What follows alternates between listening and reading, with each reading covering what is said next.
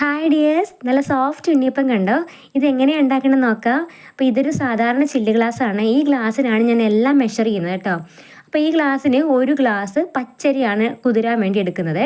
അപ്പോൾ ഇത് നമുക്ക് ഒരു 2-3 മണിക്കൂർ വെള്ളത്തിൽ കുതിർത്തെടുക്കണം. അപ്പം ഞാൻ പച്ചരി കുതിരാൻ വേണ്ടി വെച്ചിട്ടുണ്ട്. ഇതേ ഗ്ലാസ്സിനാണ് നമ്മളെല്ലാം മെഷർ ചെയ്യുന്നത് കേട്ടോ. അപ്പോൾ നമ്മൾ അതിന് ശേഷം മിക്സിയിൽ അരച്ചെടുക്കാൻ പോവുകയാണ്. കൂടെ 2 ഏലക്കയും ഒരു ചെറിയ പഴം കൂടി ചേർക്കുന്നുണ്ട്. ചെറുപഴമാണ് കേട്ടോ.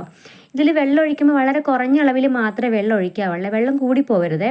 പിന്നെ നന്നായിട്ട് അരയണ്ട, തരിതരിയായിട്ട് അരച്ചെടുത്താൽ മതി കേട്ടോ. ഇനി നമ്മൾ അതേ ഗ്ലാസ്സിന് 1/2 ഗ്ലാസ് മൈദ കൂടി ചേർക്കുന്നുണ്ട്. ഇത് നമ്മൾ ആ മാവിലേക്ക് ഒഴിക്കുമ്പോൾ ഇതിനകത്ത് ഇപ്പോൾ കുറച്ച് ലൂസ് കുറവാണ്, പക്ഷെ നമ്മൾ ശർക്കര പാനി ഒഴിക്കുമ്പോൾ ശരിയാകുവേ. ഇനി നമ്മൾ അതേ ഗ്ലാസ്സിൽ 1/2 ഗ്ലാസ് റവയും കൂടി ചേർക്കുന്നുണ്ട് കേട്ടോ. ഇത് 3ആണ് നമുക്ക് മെയിനായിട്ട് വേണ്ടത്. അപ്പോൾ ഇത് നമ്മൾ ചേർക്കുന്നുണ്ട്. എന്നിട്ട് മിക്സ് ചെയ്തെടുക്കണം. അപ്പോൾ ഞാനിവിടെ മധുരത്തിനായിട്ട് 3 അച്ച് ശർക്കരയാണ് എടുക്കുന്നത്. ഇതൊരു വെള്ള ശർക്കരയാണ് കേട്ടോ, അതുകൊണ്ട് കളർ കുറച്ച് കുറവാണ്, പക്ഷെ മധുരം ഉണ്ടാവും. ഇത് പൊടിച്ചിട്ട് കൊടുത്താൽ നമുക്ക് പെട്ടെന്ന് പാനിയായി കിട്ടും.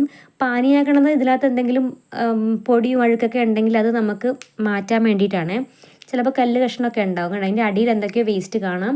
അപ്പം നമ്മളിത് അരിച്ച് ഒഴിച്ചു കൊടുക്കണം. അപ്പോഴത്തേനും നമുക്ക് മാവ് നല്ല ലൂസ് കൺസിസ്റ്റൻസിയിൽ കിട്ടും. ചെറു ചൂടോടുകൂടി തന്നെയാണ് കേട്ടോ ഈ പാനി ഒഴിച്ചു കൊടുക്കുന്നത്. ഇനി നമ്മൾ നന്നായിട്ട് മിക്സ് ചെയ്ത് കട്ട ഉണ്ടാകരുത് കേട്ടോ, കട്ടയില്ലാതെ നന്നായിട്ട് എടുക്കണം. എന്നിട്ട് 2-3 മണിക്കൂർ ഞാൻ മാവ് അങ്ങനെ റെഡിയാക്കി വെക്കുന്നുണ്ട്. ഇനി നമ്മൾ തേങ്ങാക്കൊത്ത് നെയ്യിൽ വറുത്തെടുക്കുവാണ്. ഇത് നമ്മൾ ഉണ്ടാക്കുന്ന സമയത്ത് അങ്ങനെ വറുത്തെടുത്താൽ മതിയേ. അപ്പോൾ ഈ ഒരു കൺസിസ്റ്റൻസിയിലാണ് മാവുള്ളത്. ഒരു നുള്ളു ഉപ്പും കൂടെ ചേർത്ത് ഞാൻ ഇളക്കി കൊടുക്കുവാണ്. അപ്പോൾ നമ്മുടെ മധുരം ഒന്ന് ബാലൻസ് ആവും. നല്ല ബ്രൗൺ കളറായിട്ട് തേങ്ങാക്കൊത്ത് ഇതാക്കണ്ട, ഞാനൊരു ഈ ഒരു കളറിലാണ് എടുക്കുന്നത്. ഈ സമയത്ത് നിങ്ങളുടെ കയ്യിൽ എള്ളുണ്ടെങ്കിൽ എള്ളും കൂടി നെയ്യിൽ വറുത്ത് നമുക്ക് ഇതിൻ്റെ കൂടെ ചേർക്കാം. ഇങ്ങനെ നമ്മൾ ഉണ്ടാക്കാൻ നേരം ഇതിങ്ങനെ ഒഴിച്ചിട്ട് മിക്സ് ചെയ്ത് ഡയറക്റ്റ് നമുക്ക് ഒഴിക്കാം. അപ്പം ഇത്രയും ലൂസാകാൻ പാടുള്ളൂ കേട്ടോ. ഒരുപാട് ലൂസായാൽ നമ്മുടെ ഇത് ഭയങ്കരമായിട്ട് പൊട്ടിത്തെറിക്കുന്ന പോലെ വരും എണ്ണയിൽ. അപ്പം നമ്മൾ ഉണ്ണിയപ്പക്കാര വെച്ചിട്ടുണ്ട്. എണ്ണ ചൂടാകുമ്പോൾ ഞാൻ വെളിച്ചെണ്ണയാണ് ഒഴിച്ചേക്കുന്നത്. നമ്മൾ ഒരു 1/4 ഭാഗം വരെ മാവ് ഒഴിച്ചു കൊടുക്കാവുള്ളൂ കേട്ടോ. അത് നിറഞ്ഞൊഴിച്ചാലേ നമ്മൾ ഈ മാവ് കുറച്ച് പുളിച്ചിട്ടുണ്ടാവുമല്ലോ, പൊന്തി വരുമ്പോൾ അപ്പത്തിൻ്റെ ഷേപ്പൊക്കെ മാറിപ്പോകും. അപ്പോൾ